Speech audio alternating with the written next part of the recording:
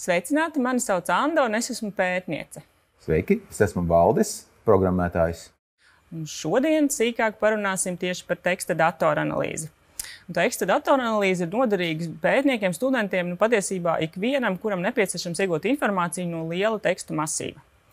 Teksta datoranalīzi mēdz saukt arī par tekstizraci. Un pēc definīcijas datizrace un tekstizrace ir noderīgas informācijas iegūšana, sakrību atklāšana lielās datu kopās. Kāpēc teksta datoranalīze ir noderīga? Vispirms visos gadījumos, kad jūsu rīcībā ir pārāk daudz teksta vai pārāk maz laika, lai šo tekstu izlasītu. Pēdējā laikā ir bijis tāds populārs jēdziens kā lielie dati. Kas tad ir lielie dati? Tad, pragmatiski, tad praktiski viedokļi tie ir tādi dati, kurus mēs nevaram apstrādāt mūsu datorā. Tad tam iemesls varētu būt, ka šie dati vienkārši par daudz, lai viņi ietilptu, bet arī var būt tāds gadījums, ka mums vienkārši nav šīs te datora veiktspēja, kas spētu apstrādāt mūsu vietējā datorā. Līdz ar to mums ir jāstrādā ar vai nu izkliedētu risinājumu, tā saucamā mūsdienās populāro mākoņu risinājumu, vai arī ar kādu superdatoru pat. Jā, tad galvenais atcerēties, ka tie ir dati, kuri nav mūsu datoram pilnībā piemēroti. Veicot datoranalīzi, dažkārt mums būs darīšana ar lielajiem datiem, bet nevienmēr. Arī tādi dati, kas nemaz nav lieli no datora viedokļa, ir tomēr tik lieli, ka cilvēkam nav reāli tos izlasīt. Piemēram, Nacionālās bibliotēkas periodikas digitālajā kolekcijā ir aptuveni 7 miljoni lapušu.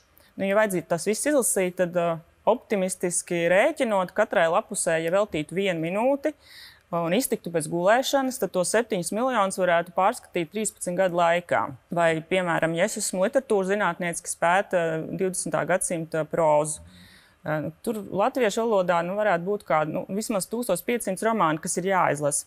Ja es lasīšu 2 romānus dienā, katru dienu, man būs vajadzīgi 4 gadi. It kā tas nav pārāk daudz, bet es jau nevarēšu atcerēties tajā brīdī, kad es lasīšu visu, katru vārds vārdā, pilnīgi visu tekstu. Man būs nepieciešams pārlasīt. Tāpēc nav brīnums, ka realitātē literatūras zinātnieki specializējas piemēram uz 1 vai 2 autoriem, lielāku apjomu vienkārši nav iespējams tik rūpīgi izlasīt. Vajag jau laiku arī drusku pētniecībai, arī kādiem secinājumiem, ne tikai lasīšanai. Ar lieliem tekstu masīviem mums būs darīšana gandrīz vienmēr, kad mēs runāsim ar kaut kādu teksta korpusu laika griezumā. Tad, kur tas varētu būt noderīgi? Tas varētu būt noderīgi valodniekiem, kad viņi pētītu kāda vārda vai valodas izmaiņas laika griezumā. Īpaši lielā laika posmā. Jā, protams, vairāk gadsimtu garumā pieņemsim. Jā. Un arī tas varētu būt vēsturniekiem. Interesanti redzēt, kad vārds, kā šie jēdzieni parādās arī laika griezumā, kuros brīžos tas ir vairāk svarīgāks un mazāk svarīgs. Jā, un vēsturniekiem sevišķi patīk atrast pirmo reizi, kad kaut kas ir pieminēts. Bet arī mēs varam skatīties, kad un kuram kāds notikums bijis svarīgs laika gaitā, kad tas ir aizmirsts un kad tas ir parādījies atkal. Kurš bijis pirmavots, kur pirmo reizi parādījies? Man kā literatūras zinātniecei ir interesanti noskaidrot, kā atšķiras 2 dažādu autoru stili. Un tad varbūt man ir interesanti noskaidrot, vai ir atšķirība starp to, kā raksta sievietes vai vīrieši. Un ne tikai literatūras zinātniekam, piemēram, es varētu vēlēties saprast, kā atšķiras dažādu valsts vīru runas. Mums ir vairāk prezidenti, un es gribu redzēt, kā atšķiras viņu lietotais vārdu krājums, vai, piemēram, kāds vārdu krājums ar dažādām partijām. Te varētu runāt par kaut kādu slēngu, kā katrs vairāk izsakās. Teksta datoranalīze visvairāk ir noderīga tieši gadījumos, kad ir jāveic kādas mehāniskas, vienveidīgas darbības, kad ir nepieciešams kaut ko atrast, saskaitīt, sašķirot, salīdzināt. Tad algoritmi spēj palīdzēt mums veikt šo melno darbu ātri, bet pētniekam būs joprojām vieta, kur veikt šos secinājumus. Jā, interpretācija vienmēr paliek pētnieku ziņā. Tieši tā. Dažkārt teksta datoranalīzi dēvē par korpusu analīzi. Un kas ir korpus? Plašākā nozīmē par korpusu varam saukt jebkuru datu kopu, kurā ir mašīnu lasām teksti. Piemēram, Nacionālās digitālās bibliotēkas grāmatu kolekciju mēs varam saukt par korpusu.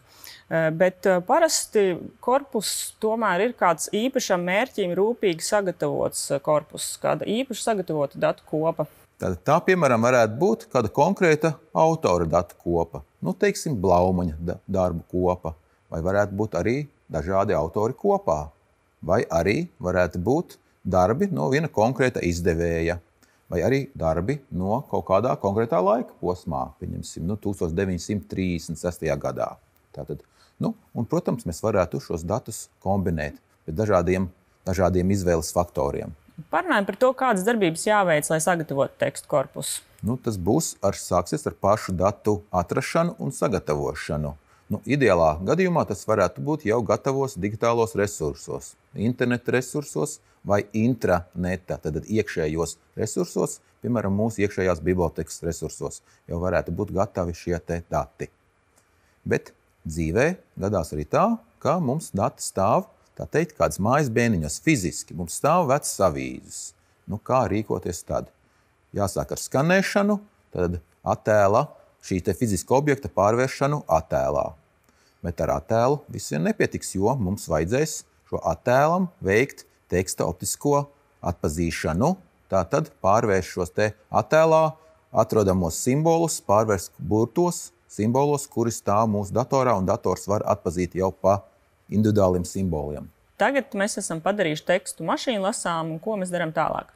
Kad dati savākt, mums jāveic šo te datu pareizības pārbaude, jo neizbēgami šajā te datu apstrādes procesā būs ieviešas kādas kļūdas. Piemēram, optiskā atpazīšanā mēs kādi burti nebūs pareizi atpazīti. Tam var būt dažādi iemesli. Varbūt vienkārši šis teksts bija gan netīrs, izdevumā bija kaut kādi vēl tās plēsumi, traipi, ir tīpaši vecā drukā, vecākos izdevumos, var būt arī simboli, kurus vienkārši optiskā sistēma neatpazīst pavisam. Otra lieta, ar ko jārēķinās kas jāizlabo, ir metadati. Tātad mums ir dati par autoru, izdevumu, gadu. Šie visi ir vēlreiz jāpārbauda un jāprecizē, vai tiešām bija tāds autors, pareizs viņa vārds. Tad tā saucamie metadati ir jānovada pareizi. Tad korpus datus apstrādā pēc mūsu vajadzībām. Viena no lietām ir šiem izejas tīrajiem datiem mēs pievienojam informāciju, tādus jaunus kodējumu slāņus. Šo apstrādi sauc par marķēšanu. Viens piemērs varētu būt, tekstu varētu morfoloģiski marķēt. Ko tas nozīmē? Ka katram vārdam tiek noteikta vārdšķira un šī gramatiskā forma. Tiek noteikta arī vārdam šī pamatforma, jeb lemma. Vēl viens marķēšanas veids varētu būt entīšu marķēšana. Tas varētu būt konkrētiem vārdiem vai vārdu kopai atzīmēt, vai attiecībā tā iet runa par personu, par valsti, par pilsētu, ezeriem, upēm. Varētu atzīmēt arī jebkuras citas lietas, kas konkrētajā pētījumā ir interesantas. Piemēram, atzīmēt tekstā visus dzīvniekus vai visas pārtikas produktus, ja vēlas, atkarībā no tā, ko pētnieks vēlas izpētīt šajā konkrētajā gadījumā. Es teiktu, ka datu sagatavošana un attīrīšana parasti prasa pat vairāk laika nekā pati datu analīze. Datu analīze dažkārt prasa tikai dažas minūtes, pēc tam, kad tu esi veltījis vairākas nedēļas vai pat mēnešus datu sagatavošanai un tīrīšanai. Es pilnībā piekrītu, tas var tiešām datu šī te sagatavošana, attīrīšana paiet vismaz 80% laika no šī te mūsu darba procesa. Tā datu analīze mums vairāk ir tas saldais ēdiens, kad esam veikuši šo te grūto sagatavošanas, attīrīšanas darbu. Kad korpus ir sagatavots, varam sākt pētījumu. Es teiktu, ka ir divas darbības, kuras izmanto ļoti bieži. Viena no tām ir konkrēta vārda, jēdziena vai frāzes atrašana tekstos. Otra būtu skaitīt korpusā visbiežāk lietotos vārdus. Kāds varētu būt tāds konkrētāks piemērs, varbūt tās? Jā, paskatāmies konkrētu piemēru. Pieņemsim, mums ir 20. gadsimta latviešu dzejas korpus. Mēs vēlētos uzzināt, kā šajā korpusā tiek izmantots mākoņu tēls. Tad mēs sameklējam vārdu mākonis visos tekstos. Un ko dara dators? Dators var saskaitīt, gan cik reizes mākonis kopā pieminēts šajos tekstos, gan pa atsevišķiem autoriem, cik katrs autors bieži to ir pieminējis. Tam esam redzēt, kuram ļoti patika tas mākoņu tēls, kurš to neizmantoja vispār. Vai arī mēs varam arī laika gaitā varbūt tās apsties, kā viņš ir mainījies. Mēs varam skatīties, vai mākonis bija modē kādā konkrētā laika periodā. Un vai, piemēram, tas bija vairāk populārs 30. gados vai, piemēram, mūsdienās. Ja vēlamies salīdzināt vārdu lietojumu vairāk autoru darbos, tad jāņem vērā, ka būs atšķirība starp absolūto un relatīvo lietojumu biežumu. Absolūtais skaits būs, cik bieži termins izmantots kādā korpusā, piemēram, 5 reizes, nezinot šī korpusa lielumu. Relatīvais, cik bieži procentuāli, ņemot vērā visa korpusa lielumu, piemēram, 5 reizes uz miljonus vārdiem. Skatoties uz absolūto lietojumu biežumu, Var izstīties, ka tādi pazīstami dzejnieki kā Ojārs Vācietis un Imants Ziedonis labprāt izmantojuši mākoņu tēlu. Tomēr, ja paskatīsimies uz relatīvo vārdu lietojumu, atklājas pavisam cita aina. Salīdzinot ar Aspāziju, Vācietis un Ziedonis par mākoņiem rakstījuši maz. Un te arī varētu būt, ka mēs varētu atdalīt dažādus mākonis, atvasinājumus, dažādus šos te terminus, dažādus saistītus terminus ar vārdu mākonis, ne tikai šo pamatu formu. Jā, mākonis ļoti interesants ar to, ka tas īpaši paticis autoriem, lai veidot salikteņus. Pie mākoņu kabināti visneiedomāmākie citi nosaukums - dzīvnieki, augi un kalni, un tas ir ļoti fantāziju rosinošs tēls. Ļoti nozīmīga šī te pētniecības daļa ir datu attēlošana vizuāli, tad datu vizualizācija. Un ir dažādi veidi, kā attēlot šos vizuālos datus. Mums būs vieglāk saprast un atrast šīs sakarības vizuāli, nevis tikai skatoties uz, tā teikt, parastu tekstu. Jā. Un ir dažādi šie te veidi, kā attēlot. Piemēram, vārdu lietojuma biežumam, ja, var būt dažādi veidi vizualizācijas. Varētu būt vārdu mākonis, tieši tā sauc šo vizualizācijas formu, varbūt stabiņu diagramma, punktu diagramma, varbūt arī laukuma diagramma, dažādi šīs te formas. Lietojot dažādas korpusa analīzē paredzētas platformas, pētnieki sastapsies ar tādu jēdzienu kā konkordants. Izklausās pēc ļoti svešāda vārda, bet tas ir ļoti vienkārši. Konkordants attēlo meklētā vārda lietojumu noteiktā teikuma kontekstā. Būtībā tas vienkārši ir saraksts, kurā jūs pēc kārtas stabiņā redzat visus pieminējumus, kurā vietā šis jūsu meklētais vārds parādās. Vēl viena ļoti noderīga darbība, pētot tekstu ar datoru palīdzību, ir visu teksta vārdu vai visbiežāk lietoto vārdu skaitīšana. Jāsaka, ka visos tekstos visbiežāk lietotie vārdi būs palīgvārdi, vietnieku vārdi, palīgdarbības vārdi. Protams, valodniekus interesē arī šie vārdi, bet varētu domāt, ka vēsturniekam galīgi neinteresēs. Vārds es vai un, piemēram. Bet patiesībā ir tā, ka tieši palīgvārdi ir tie, kas pirmkārt raksturo, kādā stilā rakstīts konkrētais teksts.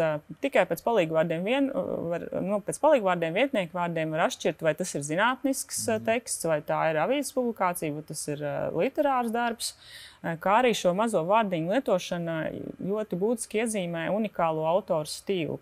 Tikai pēc šo vārdu lietošanas vien iespējams pat var pateikt, vai tas ir Valdis vai Anda, kas rakstīs konkrēto tekstu, tātad var noteikt autorību. Bet būs jau arī tādi pētījumi, kur šos te palīgvārdus mēs neizmantosim. Mēs viņus tā teikt nofiltrēsim, attīrīsim nost un skatīsimies tikai uz darbības vārdiem, lietvārdiem, īpašības vārdiem un skatīsimies tikai pēc tā. Skatīsimies mūsu tekstu, analizēsim pēc šiem pamatvārdiem. Jā, īpaši lietvārdi, jau pēc lietvārdiem vien bieži var sākt noteikt, par ko tad ir šis teksts. Paskatīsimies vēl vienu piemēru. Tad šoreiz mūsu rīcībā ir laikraksta diena tekstu korpuss. Salīdzināsim laikraksta diena aktuālās tēmas 2 gados, 93. un 96. Aktuāls tēmas šeit definēts kā tie paši biežāk lietotie vārdi. Vienmēr būs kādas kopīgas tēmas neatkarīgi no gada. Abos gadījumos ir darīšana ar avīzi. Būs arī laikmetu ilustrējoši vārdi. Atceries, mēs runājam par entītēm. Viens no entīšu piemēriem varētu būt valstis. Mēs tajā pašā dienas korpusā varētu palūkoties, kura valsts 93. gadā Latvijas žurnālists interesējas visvairāk. Redzams, ka gan 93. gan 96. gadā visvairāk pieminētās valstis bijušas Krievija un ASV, taču būtiski mainās proporcija. Krievija 96. gadā ir kļuvusi mazāk aktuāla. Salīdzinot valstu pieminējumus presē, labu uzskatāmību var nodrošināt sektoru diagrammas. Šajā gadījumā redzams sektoru diagrammas paveids, angliski donut chart. Latviski to varētu tulkot kā virtuļu diagrammu. Interpretējot sektoru diagrammas, svarīgi apzināties, kuras kategorijas ir iekļautas. Līdz ar to svarīgi atzīmēt, ka šajā diagrammā nav attēlot Latviju, jo Latvijas tēmas, protams, dominēja pāri citu valstu tēmām. Turklāt ir apskatīts tikai 12 visvairāk pieminētās valstis, jo vairāk nekā 100 valstu attēlošana padarīt vizualizāciju nepārskatāmu. Šie datora analīzes rezultāti, piemēram, statistikas dati vai saraksti, kurus mēs iegūstam, parasti nav pētījuma gala rezultāti. Un tomēr tie pētniekam var būt ļoti nozīmīgs atbalsts. Tie, protams, ir empīrisks apstiprinājums kādai pētnieku hipotēzei. Viņam dod papildus datus, kas vai nu apstiprina vai atspēko kādu pētnieku izvirzītu pieņēmumu. Tādu derīgu, noderīgu norādi, uz kuru virzienu, tā teikt, būtu vērts pētīt tālāk. Šodien runājām par to, kas ir tekstizrace, lielie dati, tekstu korpusi, kā tos sagatavot. Kā tos attīrīt, pārbaudīt, marķēt un kādas ir tipiskas teksta datoranalīzes darbības. Tā, tiekamies nākamajā sērijā.